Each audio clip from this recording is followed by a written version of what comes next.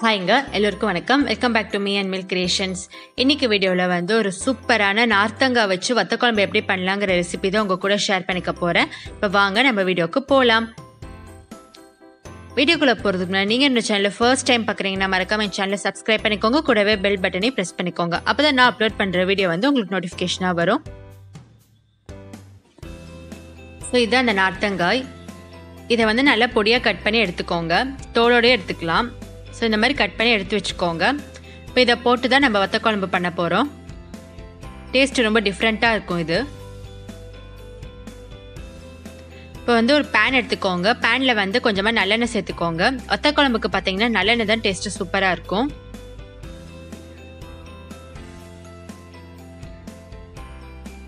எண்ணெய் நல்லா சூடானதுக்கு அப்புறமா கடுகு சேர்த்துக்கோங்க.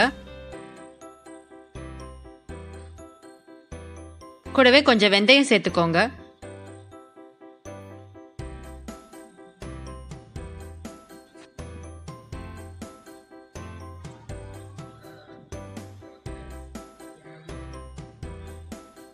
கடுகு நல்லா வெடிச்சு வந்ததுக்கு அப்புறமா கொஞ்சமா துவரம்பருப்பு சேர்த்துக்கோங்க. துவரம்பருப்பு வந்து நல்லா லைட்டா ப்ரௌனிஷா வரணும். காரத்துக்கு ஏற்ப வரமிளகா கொஞ்சம் சேர்த்துக்கோங்க.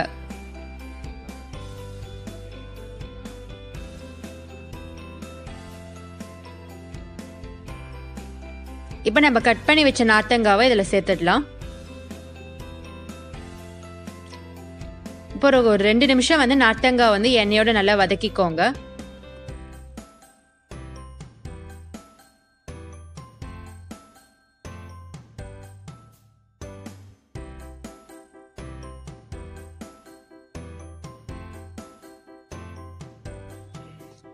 ரெண்டு நிமிஷம் நல்லா வதக்கினதுக்கு அப்புறமா குழம்பு மிளகா பொடி சேர்த்துக்கலாம்.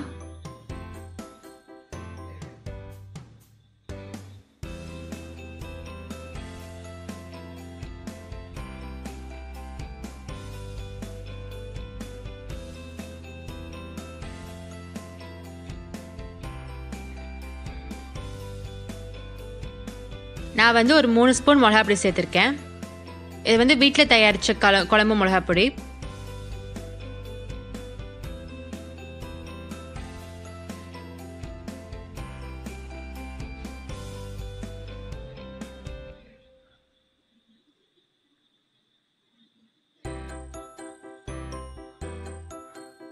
இப்போ இதில் வந்து நம்ம புளித்தண்ணியை வந்து சேர்த்துடலாம்.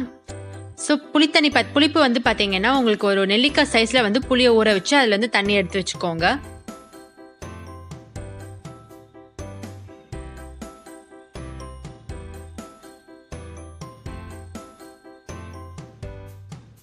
இதில் வந்து கொஞ்சமாக பெருங்காயம் சேர்த்துக்கோங்க. டேஸ்ட்டுக்கு ஏற்ப சால்ட் ஆட் பண்ணிக்கோங்க.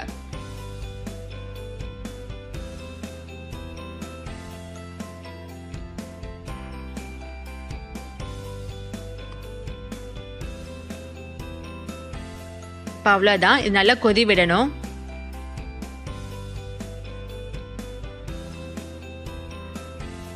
இதை வந்து வத்த குழம்பு வந்து நல்லா கொதிக்க விட்டுருங்க, நல்லா சுண்டி வரணும்.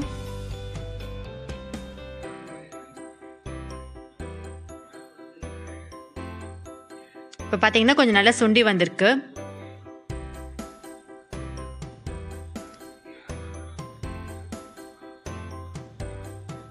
லாஸ்ட்டாக இறக்கும் போது கொஞ்சமாக வெல்லம் சேர்த்து இறக்கிடுங்க.